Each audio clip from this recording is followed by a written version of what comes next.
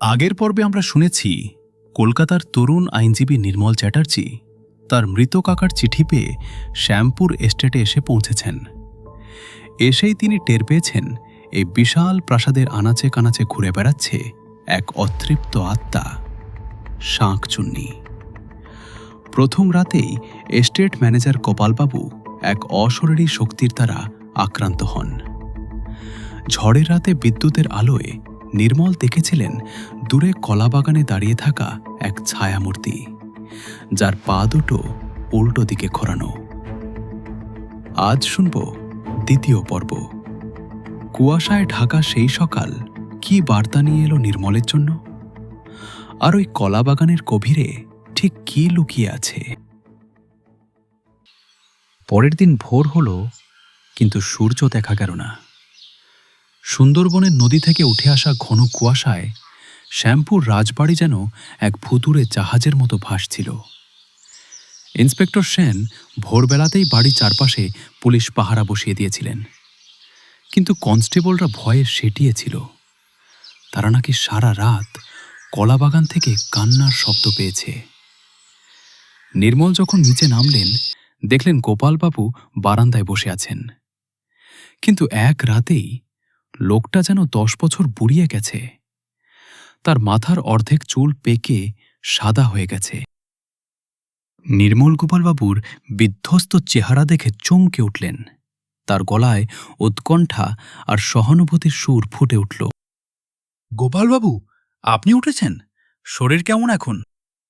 গোপালবাবু শূন্য দৃষ্টিতে তাকালেন, যেন তার আত্মা শরীর ছেড়ে বেরিয়ে গেছে। কণ্ঠস্বর প্রাণহীন। শরীর শরীর তো নশ্বর ছোটবাবু। আত্মার খবর কে রাখে? নির্মল বুঝতে চাইলেন গতরাতের বিভীষিকা কতটা গভীর প্রভাব ফেলেছে। তাই তিনি সাবধানে প্রশ্নটি করলেন। কাল রাতে যা হলো, আপনার কি কিছু মনে আছে? গোপালবাবু ভয়ে শিউরে উঠলেন। পুরনো আতঙ্কের স্মৃতি যেন তাকে আবার গ্রাস করছে।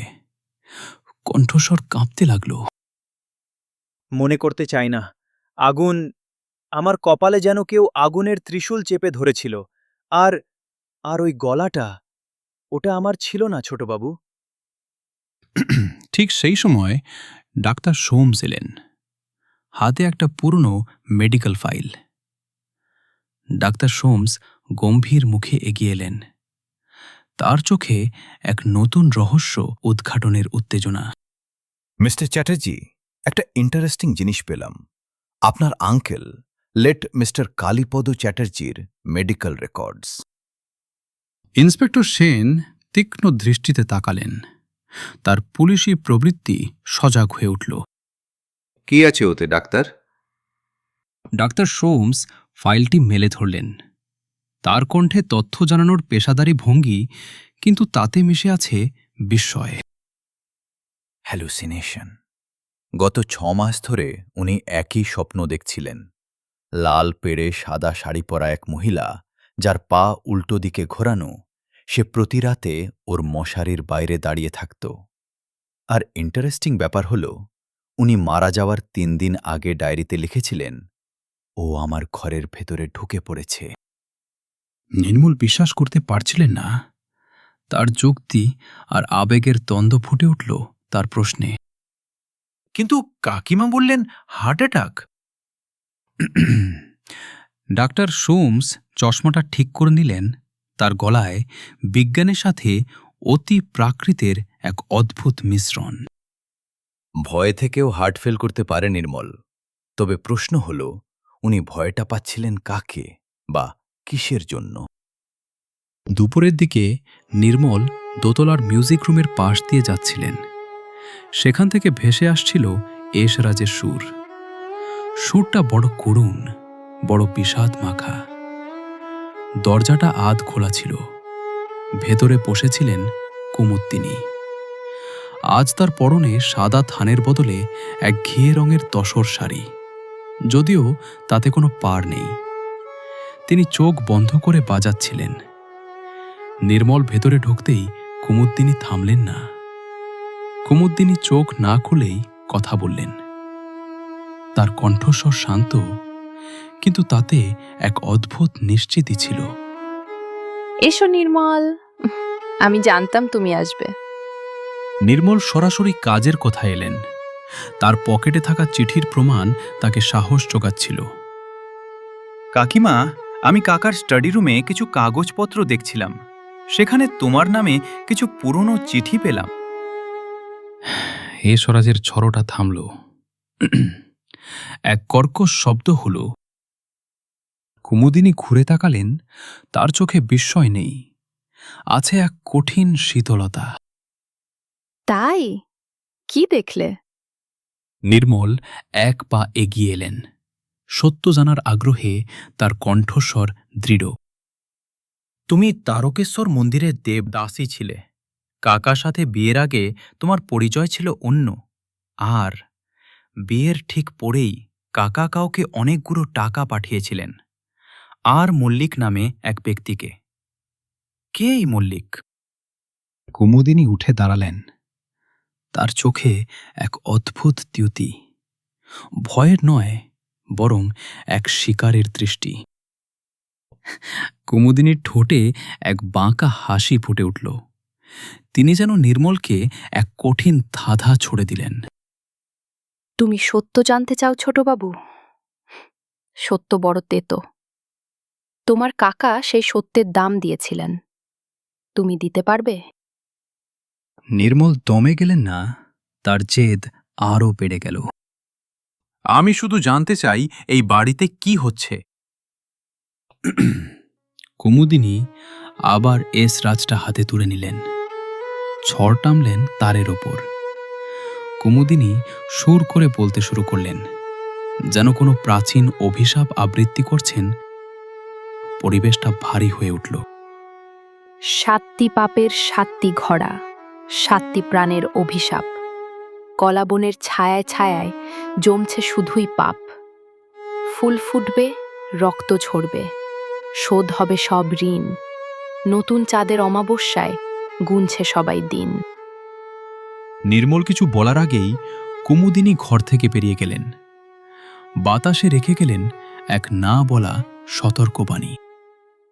বিকেলবেলা মাধবী, সেই ভীতু পরিচারিকা, নির্মলকে ইশারা করে রান্নাঘরের পেছনের ভাঁড়ার ঘরে ডাকল। ঘরটা অন্ধকার, মশলা আর পুরনো চালের গন্ধে ভারী। মাধবী ভয়ে কাঁপছিল। চারপাশ দেখে মিয়ে ফিস ফিস করে কথা বলল, যেন দেওয়ালেরও কান আছে। ছোটবাবু, কাউকে বলবেন না আমি আপনাকে ডেকেছি। গিন্নিমা জানলে আমাকে আস্ত রাখবে না। নির্মল মাধবীকে আশ্বস্ত করার চেষ্টা করলেন, তার গলায় অভয়বাণী। ভয় নেই মাধবী, বলো। মাধবী দেওয়ালের একটা আলগা ইট সরাল।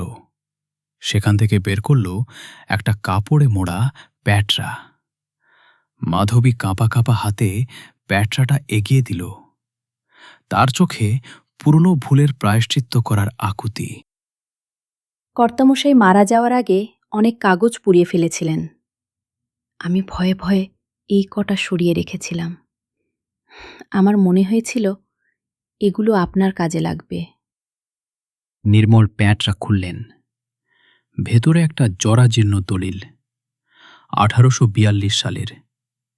দলিলটা পড়তে পড়তে নির্মলের চোখ কপালে উঠল। তিনি চরম বিস্ময়ে চিৎকার করে উঠলেন।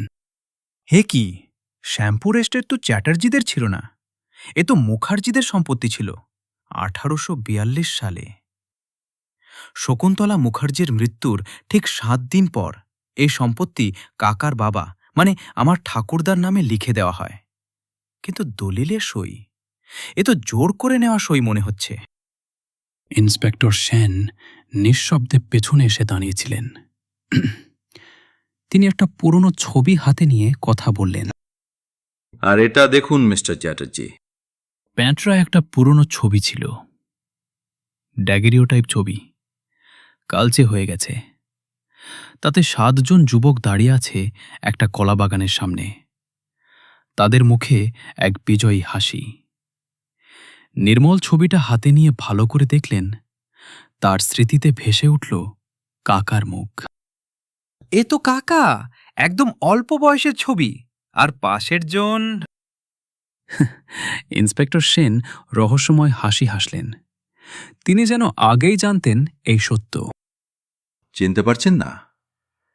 ইনি বর্তমান ডিস্ট্রিক্ট ম্যাজিস্ট্রেট রাজেন্দ্র মল্লিক। তখন বয়স কম ছিল, কিন্তু ওই বাঁকা হাসিটা একই আছে। কুমুদিনী দেবী এই মল্লিককেই টাকা পাঠাতেন। নির্মলের কাছে সবকিছু জলের মতো পরিষ্কার হতে শুরু করল। এক ঘৃণ্য ষড়যন্ত্রের কথা ভেবে তিনি শিউরে উঠলেন।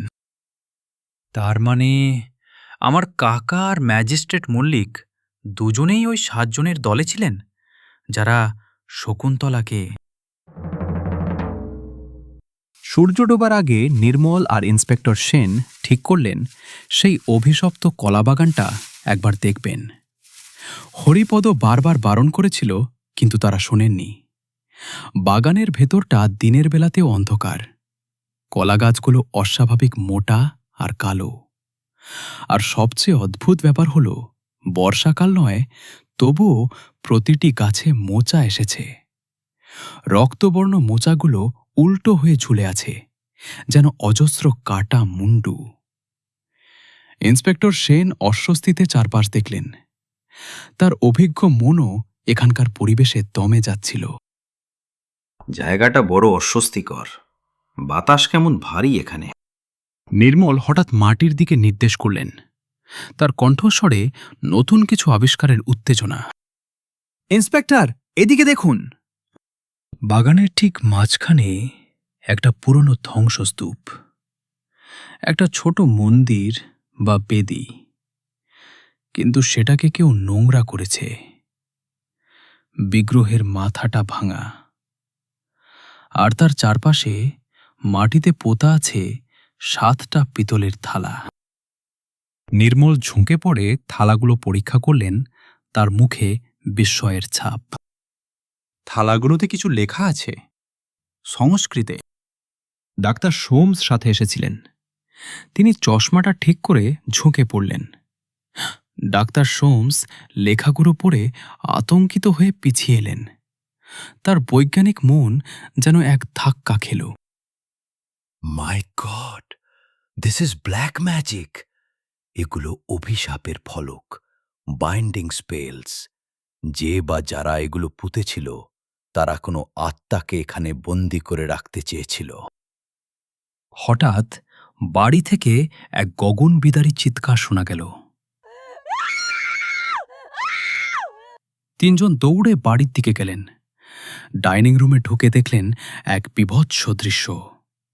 মাধবী মেঝেতে বসে থরথর করে কাঁপছে, আর সাদা চুনকাম করা দেওয়ালের উপর তাজা লাল হাতের ছাপ, অসংখ্য হাতের ছাপ, যেন কেউ দেওয়ালের ভেতর থেকে বাইরে বেরিয়ে আসার চেষ্টা করেছে। মাধবী হিস্টেরিয়াগ্রস্তের মতো চিৎকার করে উঠল। তার চোখে মুখে চরম আতঙ্ক। রক্ত! দেওয়াল থেকে রক্ত বেরোচ্ছে ছোটবাবু। ও আসছে, ও মুক্তি পেয়েছে। সেই রাতে কেউ ঘুমোতে পারল না। ইন্সপেক্টর সেন নিজের রিভলভার লোড করে বসে রইলেন। নির্মল কাকার স্টাডি রুমে পুরনো ডায়েরিগুলো ঘাঁটতে লাগলেন। রাত তখন 3টে। হঠাৎ সিঁড়ির কাছ থেকে একটা শব্দ হল, থপ থপ থপ, যেন কোনো ভারী বস্তা গড়িয়ে পড়ছে। সবাই ছুটে গেল। সিঁড়ির একদম নিচে পড়ে আছে রাধা, কুমুদিনীর খাস পরিচারিকা। তার ঘাড়টা অদ্ভুতভাবে বেঁকে আছে। চোখ দুটো খোলা, তাতে আটকে আছে শেষ মুহূর্তের আতঙ্ক। কিন্তু যেটা সবাইকে স্থবির করে দিল তা হল রাধার শরীর। তার সারা গায়ে ছড়ানো কলা গাছের ফুল। রক্তজবা রঙের কলার মোচার পাপড়ি দিয়ে তাকে যেন কেউ সাজিয়ে দিয়েছে, অথচ বাড়ির ভেতরে কোথাও কোনো কলা গাছ নেই।